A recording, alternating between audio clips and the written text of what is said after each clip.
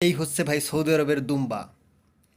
এখানে ভাই বিভিন্ন জাতের ছাগল আছে, কিন্তু ওই যে সাদাগুলো, তার মধ্যে যে সাদাগুলো দেখা যাচ্ছে, ওই যে ভেড়ার মতো যেই পশমগুলো, অনেক বড় বড় লেজ, অনেক মানে নিচে ডাবন লেজের ভিতর অনেক চর্বি জমা আছে, যেই যেই মানে ওই যে দেখা যায় ছাগলগুলো, ওগুলোকে দুম্বা বলা হয়, কিংবা নাইমি ছাগল বলা হয়।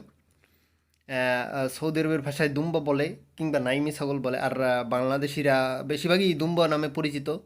এইটার গোস্ত মানে মাংস খাওয়া অনেকের স্বপ্ন ভাই। অনেকেই মানে খুবই পছন্দ করে, অনেকেই করে। আর এটার খুবই সুস্বাদু, মানে যা ভাষায় প্রকাশ করবেন, যারা খেয়েছে তারা বুঝতে পারবে। এটার সাথে অনেকেই বলে যে ভাই, এটার সাথে কি অন্য অন্য কোনো জাতের ছাগলের মাংসের সাথে কোনো কি মিল আছে? না, এটা কখনোই মিল নাই ভাই। এটা আলাদা আলাদা স্বাদ, আলাদা আলাদাই।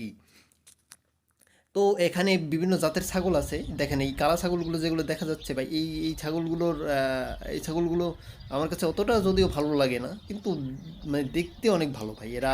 মানে এই ছাগল এই এখানে যদিও এটা বিজনেস, ওনার একটা বিজনেস করার জন্য বেস্ট বেস্ট একটা অপশন হিসেবে কালো ছাগলগুলো রাখা যায়।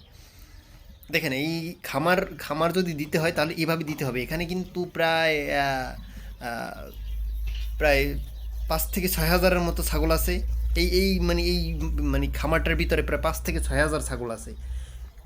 5 থেকে 6 হাজার ছাগল, চিন্তা করে দেখুন, আপনি চিন্তা করে দেখুন, একটা ছাগলে যদি এক একটা করেও বাচ্চা দেয়, তাহলে চিন্তা করে দেখুন, 5টা ছাগল 5,000 ছাগলের বাচ্চা দিলে অনেক বাচ্চা হয়ে যায়। দেখেন এই নতুন বাচ্চা যেগুলো দিছে, সেগুলোকে এখানে